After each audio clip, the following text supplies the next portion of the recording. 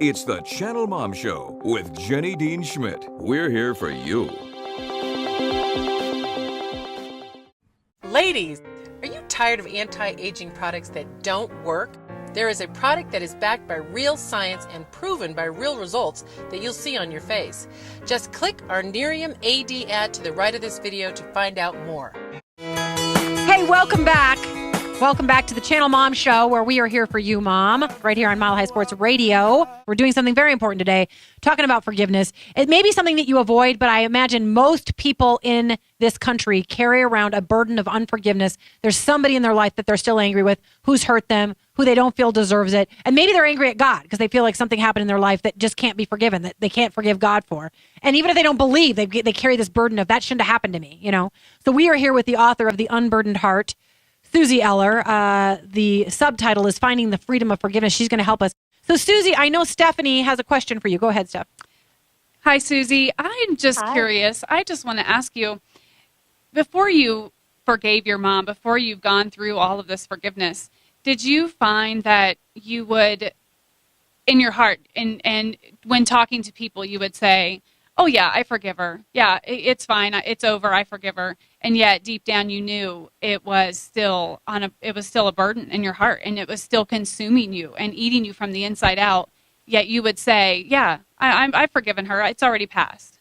I think where it affected me the most is in my thought life. You know, there's just this little place I would go when I get really angry. And it would happen over something like this, like there would be a holiday, and we'd all be at our parents' house, and my mom, who can't go back and change the past, but who definitely saw it through a different camera lens than we did as children, would begin to talk about her childhood, and it would almost be in this like utopian. And as siblings, we would look at each other and think, really, seriously. And on the way home, in my mind, I would begin to think about all the things that I should have said, all the things that I wish she had said, all the things that I do as a mom that I wish she had done. And I mean, literally, it became almost like this playground of my mind where it took so much energy and thought life. And that's where I really felt that I needed a healing, was not even from the past, but just so that I could live fully in today instead of trying to make life perfect. I needed to accept what I could not change and understand that my mom was changing. She had her own camera lens. She saw it in her own way. Mm-hmm.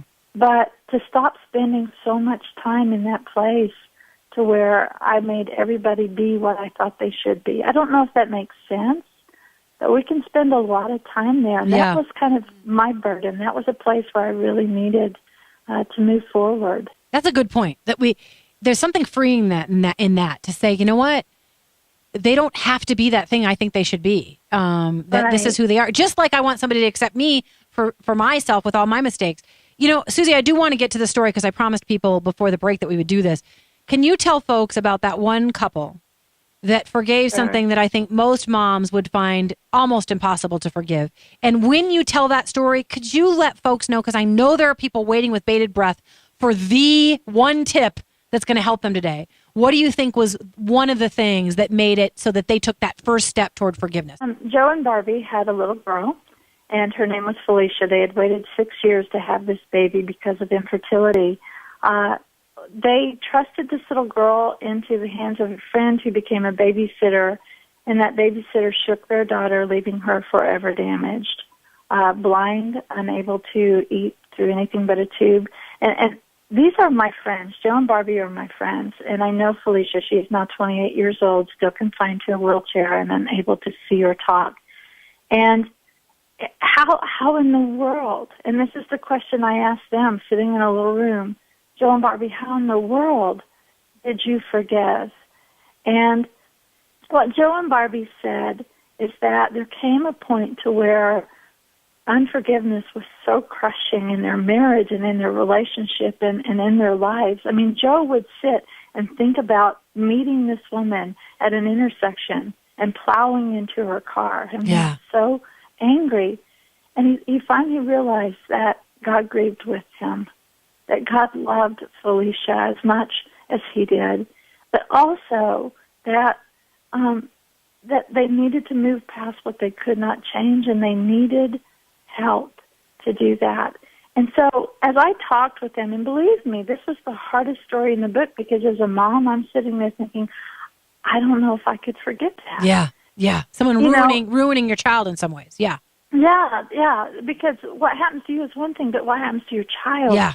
And I just remember Joe looking at me and Barbie, who are two people who are filled with joy. I mean, these are amazing human beings. They're ordinary, like we are, but they're amazing human beings. Yeah. And Joe just said, I realized that even in the midst of what I could not change, that God grieved with me, and that he was going to somehow, because it's what he does, as I surrendered to him what I could not change, he was going to walk in front of me, behind me, over and around me, and somehow be with us in this very difficult time. And I tell you that there's no easy answers in that. Yeah. It's just that he did not, and he's the one who told me, when I began to forgive, it felt like a building fell off of my shoulders. Yeah. To where I could love my daughters, love my wife, and move forward. Yeah.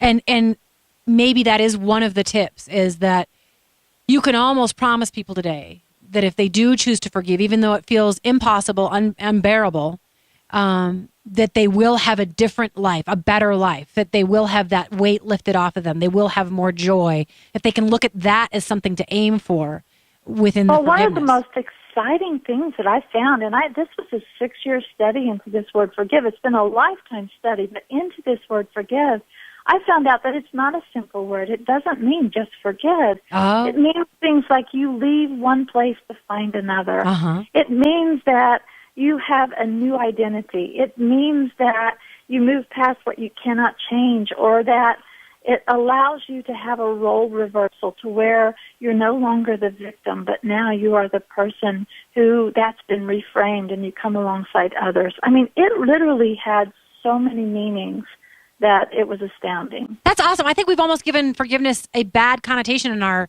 culture. Like, people dread it, you know? I agree. Yeah. I agree. Shell or Stephanie, do you have any other questions? Well, what's the first step? No matter who you're forgiving. Do you have a first step? The very first step, I do. It is the surrender process. It's understanding what we're not able to do on our own, and to say, because we're waiting. We're waiting for a feeling, or we're waiting Yes, we are. for somebody else to change. But that surrendering is just saying, I don't know what this looks like, but I'm willing. Whatever it looks like, I'm willing. And that is the biggest step of faith you can take, no matter, where you're at. Yeah. Stephanie, do you? And Susie, what do you say to people who, these hurts have happened so long ago, and they're buried so deep in their heart that they don't even recognize that it's forgiveness that they need to accept? How do they recognize that that's buried so deep? How do they find that? Yeah. Well, if you're at a place where you're just saying, I want something different, or people are around you who you love are honestly looking into your life and saying, sis, you got to move forward.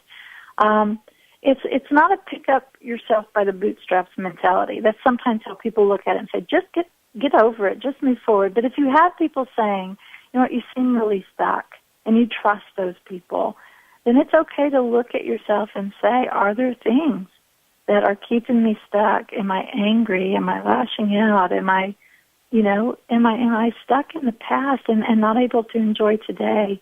Those might be really, really good signs that there's some work ahead for you, but also some really cool new direction ahead for you. Yeah, it is. And I love those definitions you gave us of forgiveness. I don't know if you think there are people out there that need to forgive God before they forgive the person. What is one last thing that you would want to tell people that you think is key to this forgiveness situation?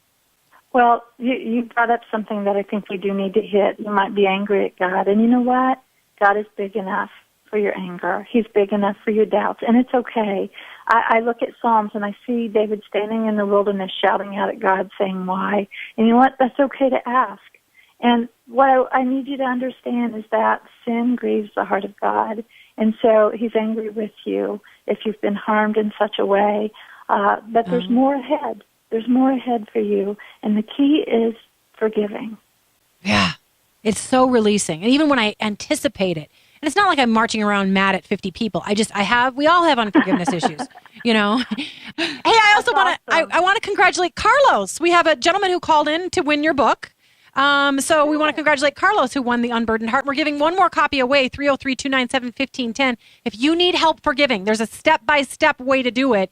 It's not a cookie-cutter way, but she gives you some really great examples. Okay, Susie, how do people order your book? They can get it on Amazon.com, BarnesandNoble.com. They can order it, it's in Mardell's, it's in different stores.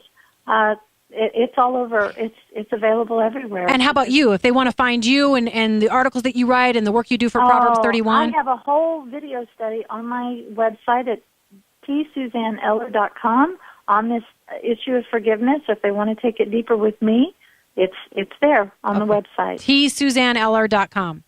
Yeah, T as in toy. Okay. tsuzanneeller.com. And you also have your own radio show, Encouragement Cafe. You do a lot, Suzanne.